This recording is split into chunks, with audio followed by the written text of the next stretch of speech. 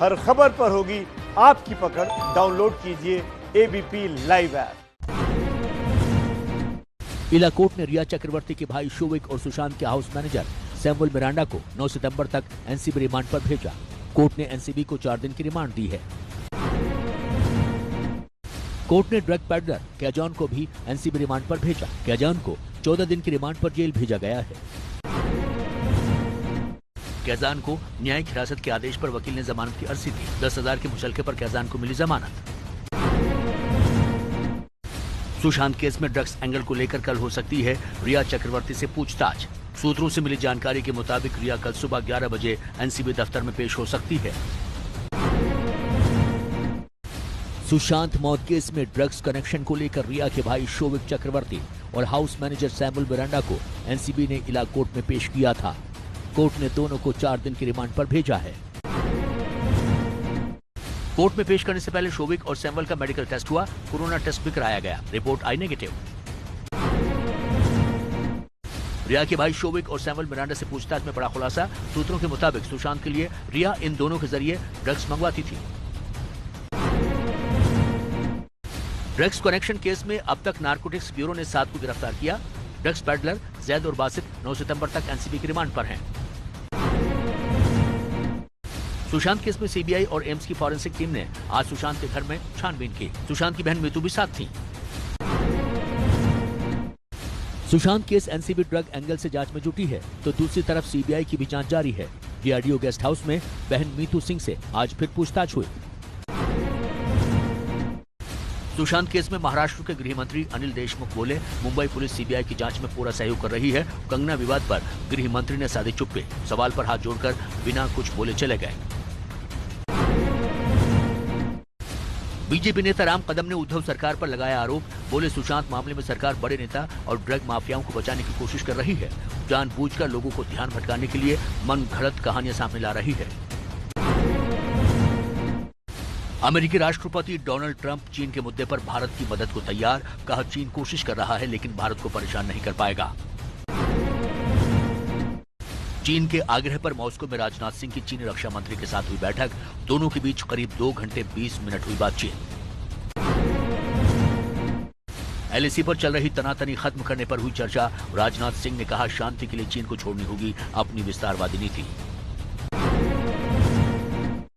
रूस में भारत के रक्षा मंत्री राजनाथ सिंह के आगे नहीं मिली चीन के रक्षा मंत्री को तवज्जो। हर जगह अलग थलग दिखे चीनी रक्षा मंत्री। मॉस्को में रक्षा मंत्रियों की मुलाकात के बाद भी नहीं बदली चीन की भाषा। बयान जारी कर भारत को लद्दाख में तनाव के लिए ठहराया जिम्मेदार। चीन पर विदेश मंत्री एस जयशंकर ने कहा चुनौतियों को हल्के में नहीं ले रहे, कूटनीति से निकाल रहे हैं समाधान। कांग्रेस नेता रणदीप सुरजेवाला ने चीन से जारी बातचीत को लेकर उठाए सवाल, बोले चीन हमें आंखें दिखा रहा है और हम बातचीत कर रहे हैं, आखिरकार ऐसा कब तक चलेगा। उत्तराखंड के धारचूला में आम जनता ने सेना के जवानों का स्वागत किया। जवान लिपुलेख में चीन से लगती सीमा पर तैनात होंगे। लद्दाख दौरे पर सेना प्रमुख नरवणे फॉरवर्ड पोस्ट पर पहुंचे। एलएसी पर तैनात जवानों का हौसला बढ़ाया। पूर्व केंद्रीय मंत्री और कांग्रेस विधायक निनोंग इरिंग का बड़ा दावा, अरुणाचल प्रदेश के 5 लोगों को चीन की सेना ने अगवा किया। अरुणाचल के कांग्रेस विधायक और पूर्व केंद्रीय मंत्री निगोंग इरिंग का दावा, चीन की सेना पीएलए ने अरुणाचल में कई जगह एलएसी पार की। दिल्ली में तिब्बती मूल के लोगों ने चीन की एम्बेसी के बाहर किया विरोध प्रदर्शन। पुलिस ने एक शख्स को किया गिरफ्तार। कंगना और महाराष्ट्र सरकार में बढ़ी तकरार। गृह मंत्री अनिल देशमुख के बयान पर कंगना का जवाब, एक ही दिन में पीओके से तालिबान हो गए। कंगना रनौत पर महाराष्ट्र के गृह मंत्री अनिल देशमुख ने कहा कंगना को मुंबई में रहने का अधिकार नहीं, रिटायर्ड पुलिस वाले भी लीगल नोटिस भेजेंगे।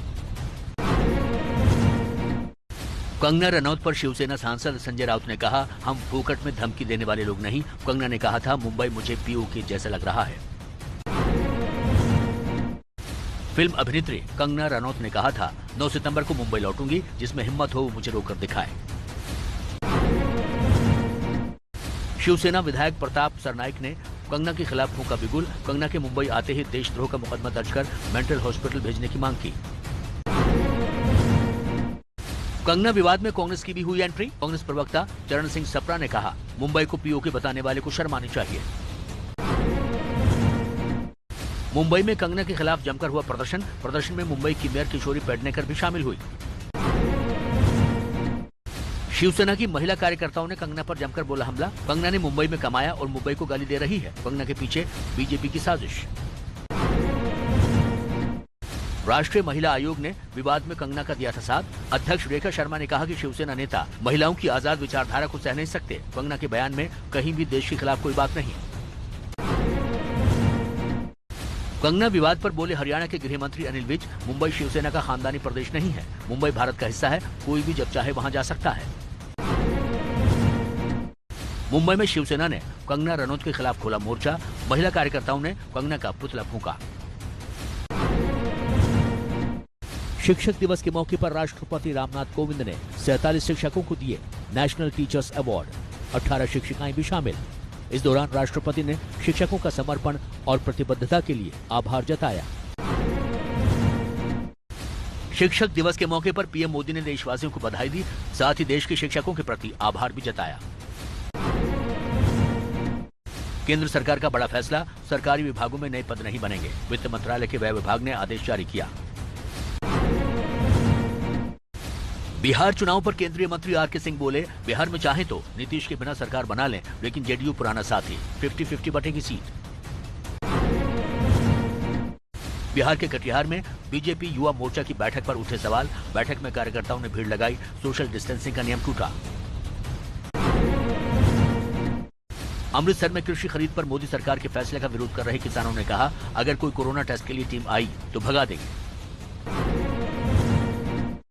पश्चिम बंगाल में ममता सरकार के खिलाफ बीजेपी का हल्ला बोल। गणतंत्र बचाओ अभियान के तहत राज्य भर में विरोध प्रदर्शन हुआ। नीतीश पर तेजस्वी का पलटवार, बोले सिर्फ दलितों को ही क्यों, सवर्ण और अति पिछड़ों के परिवार को नौकरी क्यों नहीं। नीतीश कुमार ने दलित परिवार में हत्या होने पर किसी एक सदस्य को सरकारी नौकरी का वादा किया है।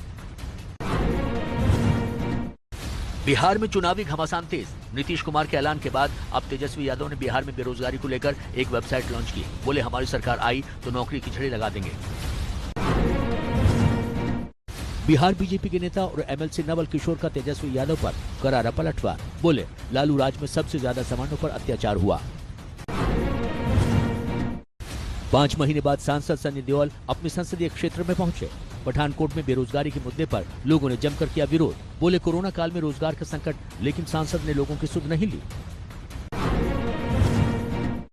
उत्तराखंड के चमोली में बाढ़ बारिश से मुसीबत में लोग, मरीज को कुर्सी पर बैठाकर उफनता नाला पार करवाया गया। भारी बारिश और बाढ़ के कारण नहीं पहुंच पा रही है एम्बुलेंस।